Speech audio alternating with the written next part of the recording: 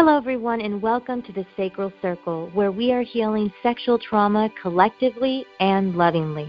I'm your host, Janie Terrazas, and I'll be interviewing women from all walks of life who have had to face a sexual tragedy or abuse in one form or another and triumphed over their adversity. On every episode, a guest will deliver inspirational support, words of comfort, and empowering healing advice. They'll courageously share how their experiences impacted their lives and what led them to face and conquer the blockages that kept them from fully reconnecting to their inner power and divine feminine sacredness. Be sure to visit my website, JanieTerrazas.com, for more information on my coaching and healing services, and subscribe to the Sacred Stories podcast on iTunes. I want to thank our listeners for joining us today on the Sacral Circle, the self-love haven where we leave judgment at the door. And today I'm grateful to have the lovely Dr. Stephanie Triana. She has 10 years of experience in clinical psychology and uses an integrative approach in developing interventions that are specific to each client's needs. She's currently trained in EMDR, eye movement desensitization and reprocessing. It's an efficient, effective, and evidence-based practice for trauma. She was motivated to pursue a career where she could help others recover from emotional and psychological pain due to her own diagnosis of depression as a teenager. The experience changed her life and led to her personal healing journey and her desire to study psychology. To learn more about Dr. Triana and her services, visit her website at trianatherapy.com. That's Triana therapy.com. Thank you so much, Dr. Triana, for being with us today. Thank you, Janie. When I went to your site, the quote just really grabbed me right away, and I'm like, oh, this girl is in my soul tribe. It says, before you can see the light, you have to deal with the darkness. And it's such a beautiful quote. And, you know, we've all dealt with some darkness in our life, which AKA trauma. And I feel like trauma creates drama.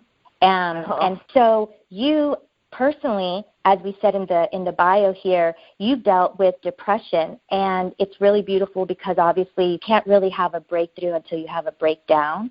And so why don't you tell us a little bit about your story and how you ended up getting into the work that you do now? Because it's, I'm sure, just like many of my other guests, it was a calling for you. Yeah, it was. So I would say around 13, it's very hard for me to pinpoint what happened because it almost felt like one day I woke up and I had a sixth sense. I all of a sudden felt like I could see through people, and I've always been very spiritual, and there's a term called empath, you know? Yeah. Yeah, so I've always felt like I picked up on other people's vibrations is how I would say it as a child. Mm-hmm. I don't even know why I would say that word.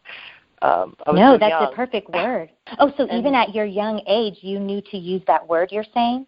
Yeah, and I just remember I would walk into rooms and say, I don't like the vibrations here. Or so I always picked up on things, and then something happened in my 8th grade, and I just felt like I woke up one day and I was just a different person. And it's now I can see it as a blessing, but at the time it traumatized me.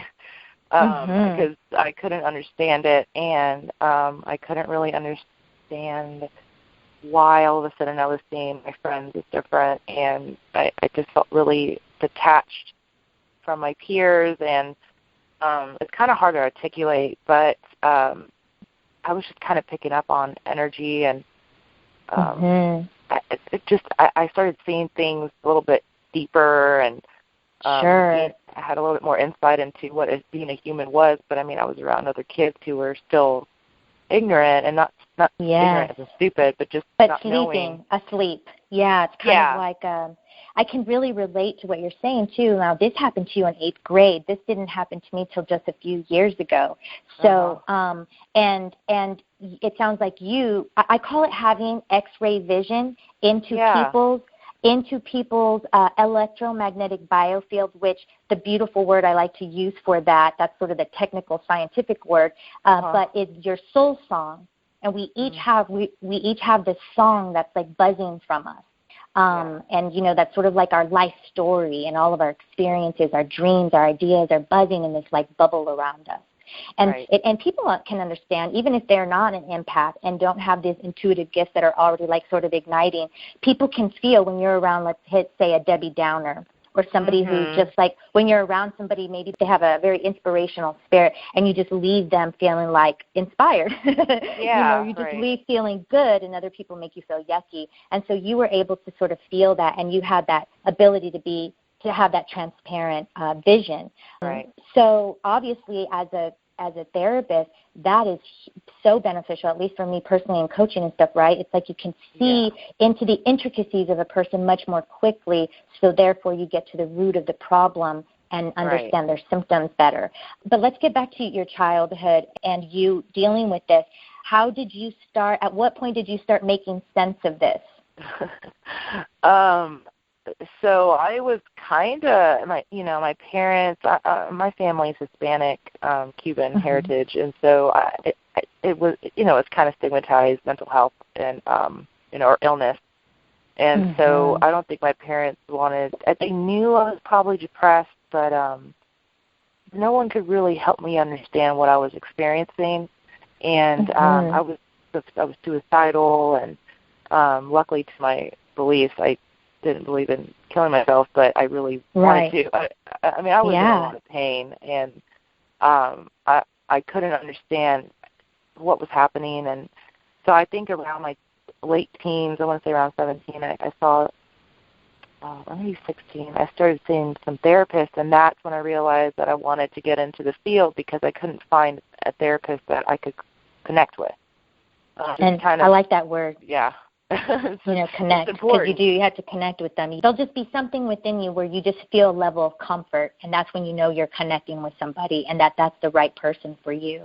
Yeah, I think I saw like 2 or 3, and I gave up, and I had a lot of anger and just all kinds of things. I think also my hormones. I'm thinking it was my hormones that may have triggered this experience, but all I know is that I actually went through years of severe depression, kind of self-destructive behavior, and that's how I started kind of experiencing not many traumas, but, traumas through my bad decisions and relationships. And, so honestly, it really wasn't until I was in grad school, and I want to say 30. I'm 35 now, so I was like 5 years ago.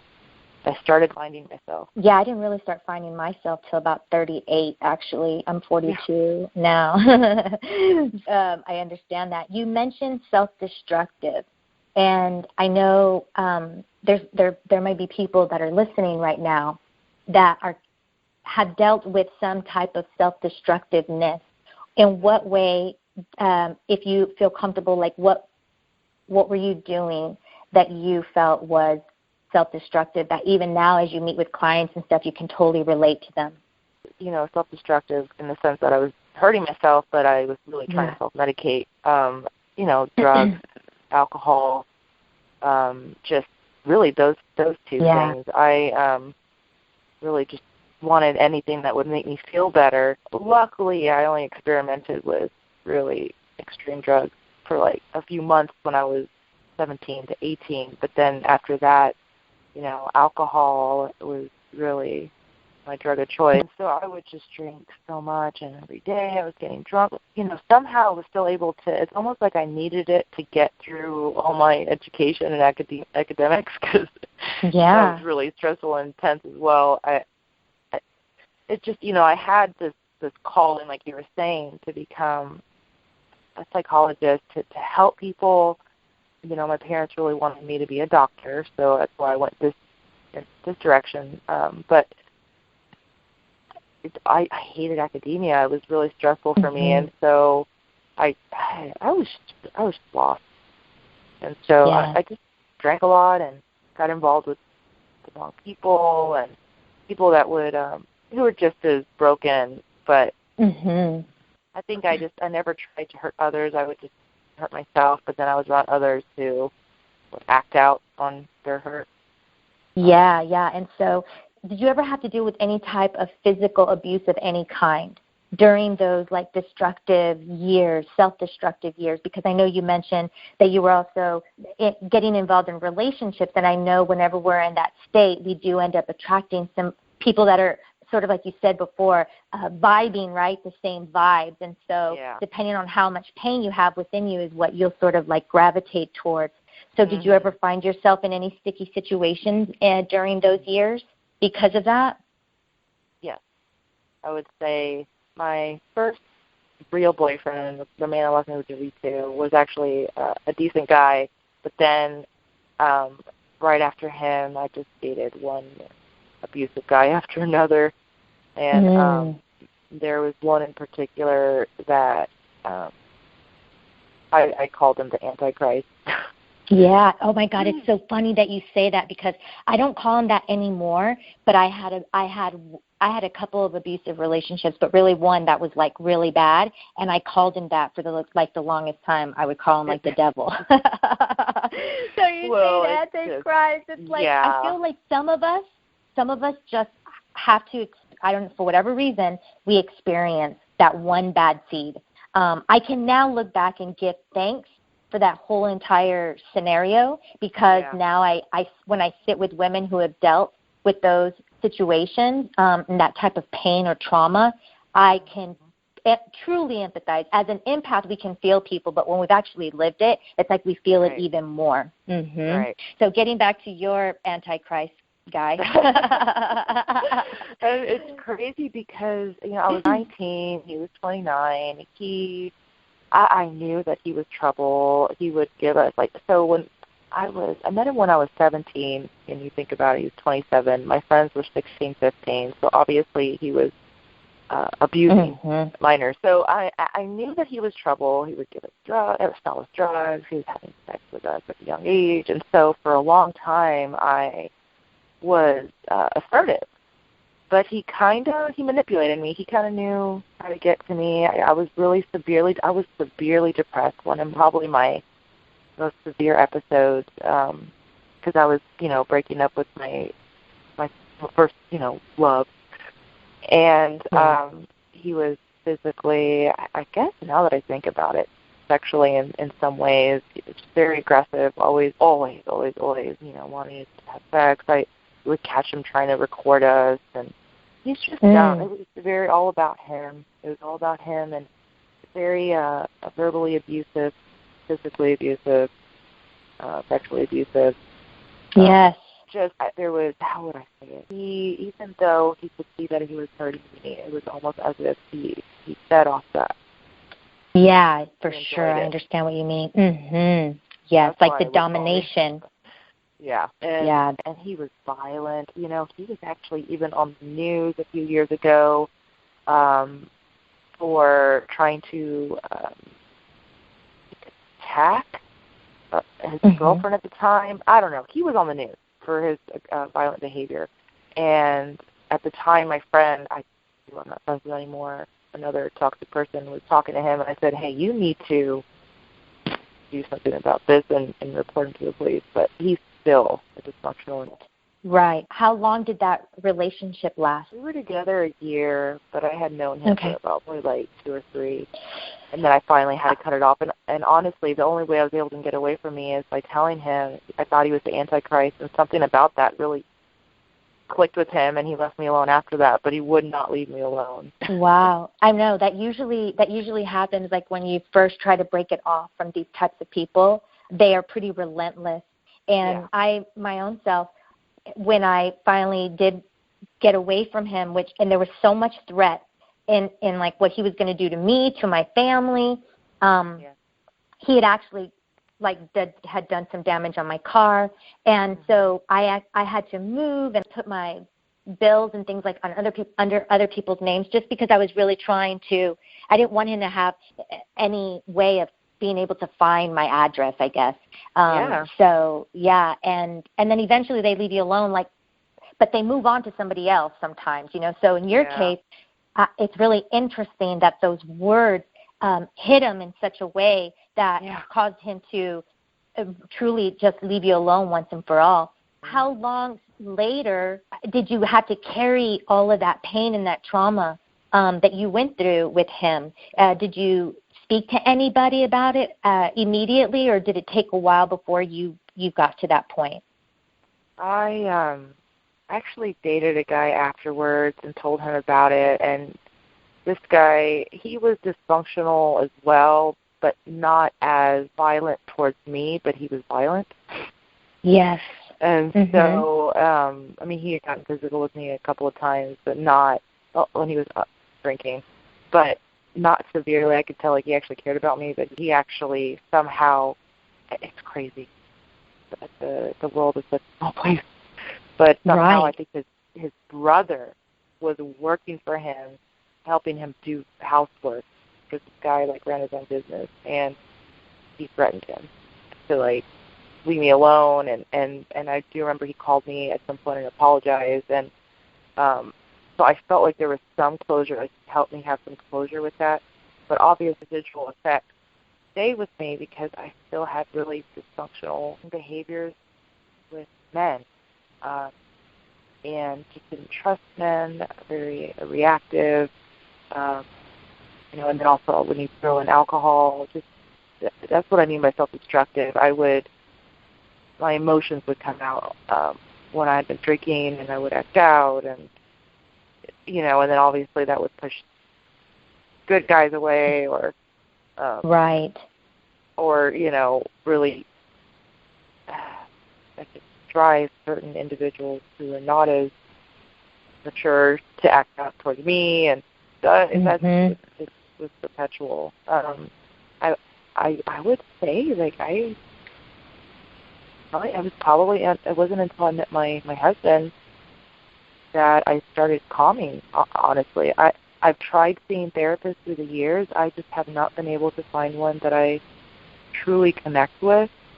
But I will say that when I did learn about EMDR, part of the training is, you practice with each other.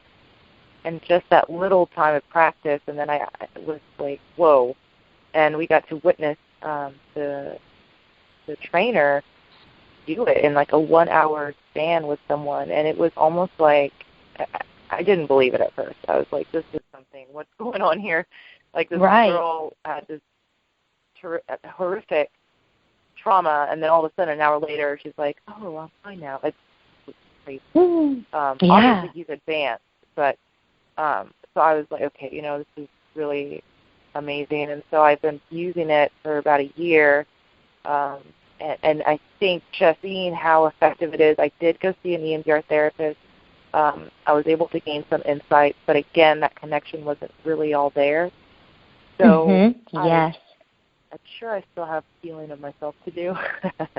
And I really love that that you say that, and I feel like, what separates like good coaches from stellar coaches are those that are transparent and humble enough to say that we ourselves are also continuing to like evolve, and that we and even though we are still growing and evolving and healing, we can still be of service to others. It is very important, though, for you to be well. You know what I mean? I really appreciate you saying that. I do believe in the power of, there's various healing modalities that with the right person and, meaning the one that's facilitating it, right? And then if the individual that is seeking healing is in a state of surrender and a state of belief, because it really truly is about that intention. So I do believe that if you're in it to really get as much out of that moment as possible, and your heart and your mind and body are open to receiving the healing in order for it to be released. And again, going back to that light and dark thing, it's like we have to shine a light to see what's in the dark. And we cannot heal it. In order to heal, it must be revealed. So it's like you reveal to heal. I was curious, though, about your relationship with your father and your mother. Was there anything sort of broken there that you feel led to this? Like, for instance, my own self, it's really bizarre because my dad is the epitome of the most awesome man, dad, and husband. Like, he just is. I never saw him speak badly to my mom. I never saw him treat my mom bad, and to this day, he just adores her and loves her and respects her. So it was really interesting how I had attracted that bad seed and various other things in my life too, like other type of trauma from men, even though I had this like really solid relationship and symbol for a father and or a man. Yeah. But this is where energetics gets really interesting, where we're talking about, our biofield, and I was adopted. And so for anybody that's listening, by the way, we have imprints from the parents that raised us, like that sort of relationship thing going on, and that those ideas and beliefs that we take on from them and or their fears. But the story, and it's too long of a story to get into, but the story that went on between my blood mother and father and that whole scenario and the type of man he was and everything, it made total sense once I started making those connections. So I have sort of four. I have the DNA imprints, and then I also have sort of the environmental ones. Yeah, nature nurtures an interaction. Yeah, and my parents were both really wonderful. So, but going back to you, were you one of those weird situations like me, or did it make sense? Was there sort of some brokenness there within the home? So, you bring up a good point. The stress diathesis model or stress vulnerability model is a theory that explains nature and nurture. And, people are predisposed genetically, biologically to certain illnesses. And their environment can protect them from that or trigger that. And so for me, I think it was nature and nurture were against me. My father, very verbally abusive, at times physically abusive. And I love him. I've forgiven him. But he was abusive, and I witnessed it every day. He was angry and yelling, and he was just overwhelmed. He had 3 kids. My sister was a saint. I'm a middle child. I guess that gives some insight as well. Never believed in the whole thing, but through the years I'm realizing there's some truth to this middle child thing. But my brother and I were very hyper, and so my dad, he worked a lot and would come home, and we were just really hyper, and I think he's a very anxious man, which is what I think, it manifests as anger. And so, I experienced a lot of abuse growing up, and I think that probably didn't help either. No, not at all. And I'm predisposed to depression and anxiety, as I was saying. I had something happen to me where, my depression was so severe that it traumatized me because it was so bad. I couldn't understand it. And so are you talking about when you woke up like at 8 years old? No, you were in 8th grade, I think you said, not 8 years old, and just started to be able to see. Yeah, okay, so that was really the main thing that caused your initial depression, aside from all that you were having to deal with in the house. It was a combination of not understanding what was going on and the emotions I couldn't which I think was the hormones. I think I probably was developing, as a woman, and I think it was a combination of things. And I think the reason it traumatized me is because I felt so isolated. You know what, too, though, to be honest with you, not that you didn't already think of this, but empaths are very, very sensitive. Now, that doesn't mean that we just cry at the drop of the hat or anything. Yes, we can cry easily, but we feel the depths of another person's essence. Right. And you were in a home in close proximity to your father's biofield, right? His right. All of his disturbances within those vibrations, and you were like a sponge. And being that you were still you didn't quite understand it, you didn't really know how to shield yourself. So you absorbed so much, and it got entangled in your own little bubble. And right. and then on top of that, like you said, when you see and you're almost like quote unquote alien to this planet. Because as an empath, we can so easily put ourselves in the shoes of another person. Yeah. Yeah. I think one thing that really helped me was a peer of mine when I was an intern at a homeless shelter in San Diego. She told me that I had a superpower. And when she described it that way, it really resonated with me, and it really helped me see it as something positive. And, you know, and it really does make sense when you think about all our superheroes and how they feel alien and they don't know what is going on with them, and then they have to figure out how to manage this thing and then use it for good. There you go. I love it. And I love that you said, you know, superpower, because that's the term I like to use. I tell everybody that I meet, I'm like, you have no idea. You are like a superhero. Every single human being is a superhero, but we can identify with the villain side or the superhero-ness, but you can't really step into your light and like until you first of all even know it's there. So that's a really cool way of putting it, and you do. It's a superpower, and I like the analogy of the heroes. It took me years to get to a place where I felt like I had a hold on it.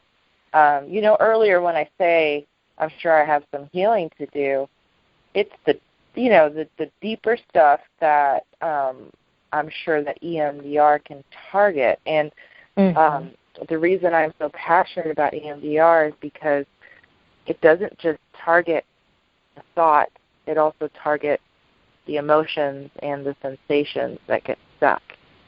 You're traumatized. So it's actually a neurobiological approach and not just a cognitive or talk therapy approach. That's what I'm starting to find.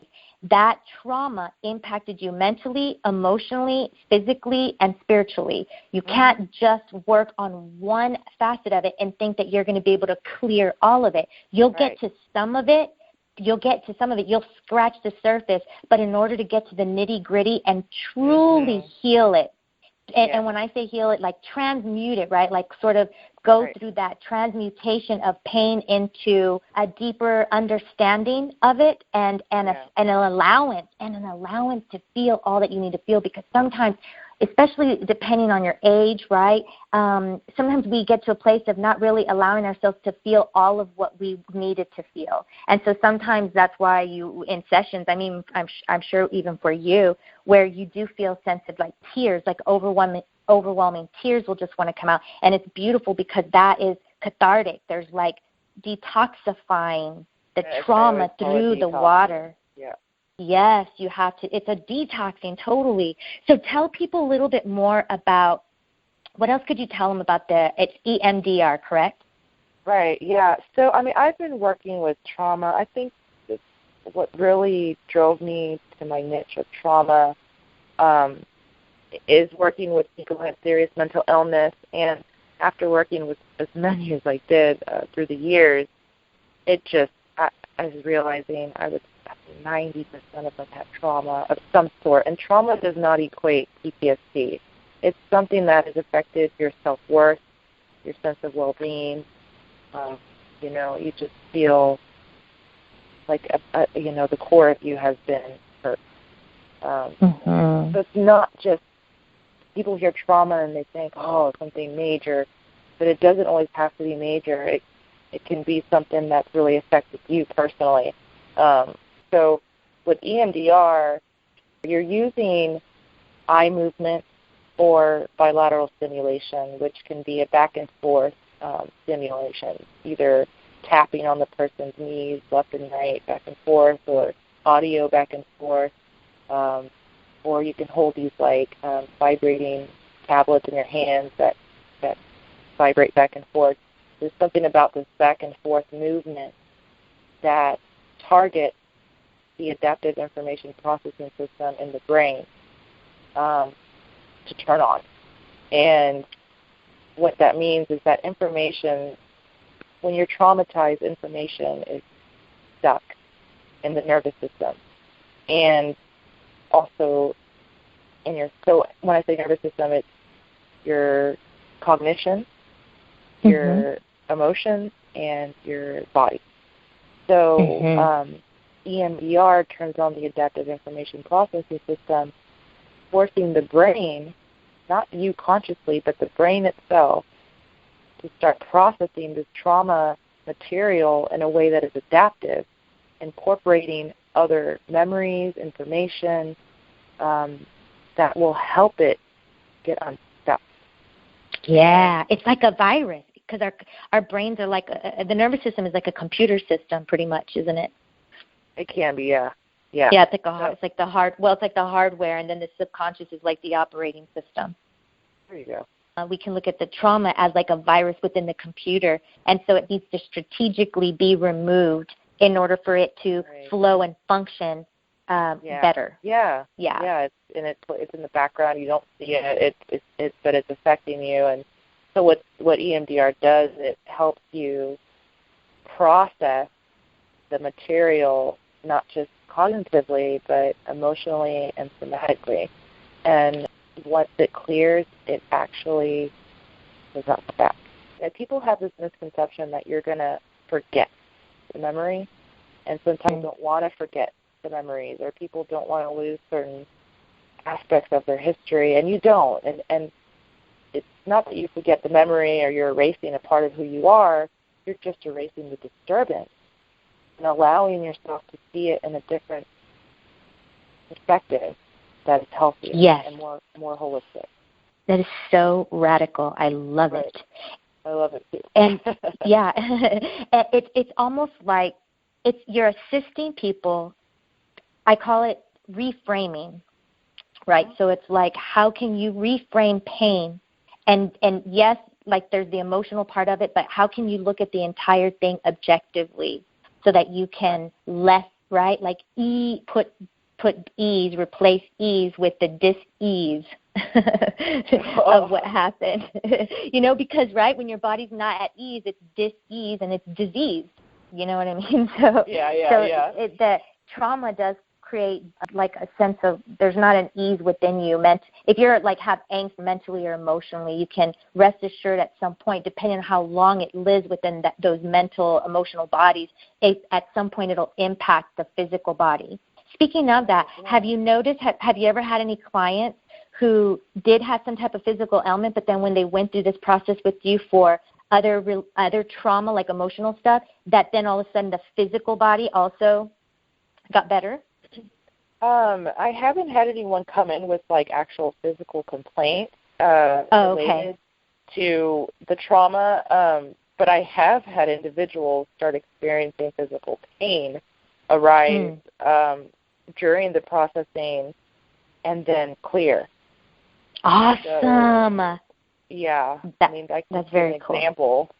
There was this one gentleman who injured his knee, and after injuring his knee, he was exposed to, he was in the military, and was exposed to a lot of injured soldiers when he went to the hospital because of hurting his knee.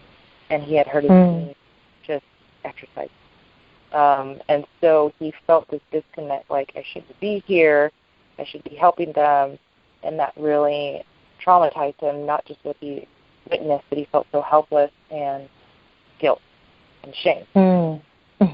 And so during the processing, the pain came up in his knee. But then through continued processing, it dissipated, and he actually started to feel a little bit more, just like it wasn't as disturbing, the whole experience. But yeah, it was really interesting. He was like, I'm starting to feel the pain in my knee, and so it comes out, but it needs to come out for you to process it. Yes, you have to see it. You have to see it for what it is before you can let it go. It's like detoxing, really. I don't know if people out there have detoxed before, but I've done it before, and I remember I felt worse. I thought I was getting sick. And then, it's true. And then I started to feel better, but it's almost like you're releasing toxins, and so it needs to come to the surface, but then it's released. Yeah, it's like people have to get comfortable with feeling uncomfortable if they want to sort of make it out of that dark tunnel. That's why it's so important. I'm sorry? Yeah. Well, what's important for people to remember is that it's not really happening. It's old. You're connecting with old memories and sensations and feelings that are stuck from the past. It's not really happening right now. In EMDR, for it to be effective, there has to be a dual awareness of the present and, while you're exploring the past, remembering that you're in the present. Absolutely. Yeah, because as those memories come up, having that awareness ahead of time, it does bring a sense of safety, and then that's why it's also so important for you to be with the right person that can help you through this. Exactly. You have to be able to trust them. Yes, trust is a big, big thing. How did you, I know you said you had a lot of trust issues because of all your trauma. You already mentioned like some of the healing modalities that kind of assisted you. Do you feel like you have made progress in that trust area? Yeah. So for me, it's interesting. When I'm with my clients, I'm fully connected, and actually my personality has worked perfect for my field of expertise, because when you have trauma, you need someone who is transparent, someone you can trust, and someone who's going to be loyal. And I'm all those things. And I think because of being an empath and because of my experiences and because of my passion, clients feel very comfortable with me, and it really does help. I'm able to, I think I've healed through healing. It's helped me understand the other side. So, and I have, of course, through my therapy, I've had insights and I've learned things and I've had growth, but I'm still haven't quite found the one, individual that I can fully be vulnerable with. Yeah, I completely understand. I'm telling you, we both live in San Antonio, so we should see if maybe how we could maybe be of assistance on each other's healing journey, because maybe I can help you in some way. Yeah. And the other thing about being empathic is we tend to be very compassionate, and then on top of that, like you said, if we've been through the trauma ourselves, that compassion like runs real deep. It's a very true, pure compassion. Yeah, it's pure. Yeah, it's really pure, and people sense that right away, and they feel safe pretty quickly, which then allows them to open up maybe a little easier, more quickly as well. So you can kind of get to the root instead of it dragging out 6 months. If they feel that safe with you, you can maybe do it less. But again, it's not a race of any kind. Everybody, I want to reiterate, I always like to tell people, your journey is very personal. Your life experience is very personal. And so there is no right or wrong. It's for you to feel your way out of this and see what feels good to you. So what worked for me may not work for you, and vice versa. But it's important for you not to give up. And I really do believe, though, right? Don't you agree that when you are really ready to receive healing, that the right book or the right person or the right video or the right blog will lead you to the next thing that'll finally get you to where you're trying to arrive. And do you feel, one of the things on our show, we talk a lot about going from sort of being a survivor to a thriver. And would you say that you assisting others and helping others has actually gotten you to more of that place? Yeah, because it's like there's something in the giving of self and the sharing of self that brings healing. Yeah. I have a lot of respect for people who are allowing themselves to be vulnerable with me, and and I know how difficult it can be. So it's a very different level of respect than just respecting who you meet in the street. Yeah. It's like the care. The word care is coming to my mind. It's such a deep, comforting, caring energy that you carry with you. And that's really beautiful because, the world needs more people like that. Yeah, it would help. And you being on today, you touched on things that we hadn't really talked about yet on the show. And so I really want to thank you again for being vulnerable and for giving your time to this work and to others. I think it's really great.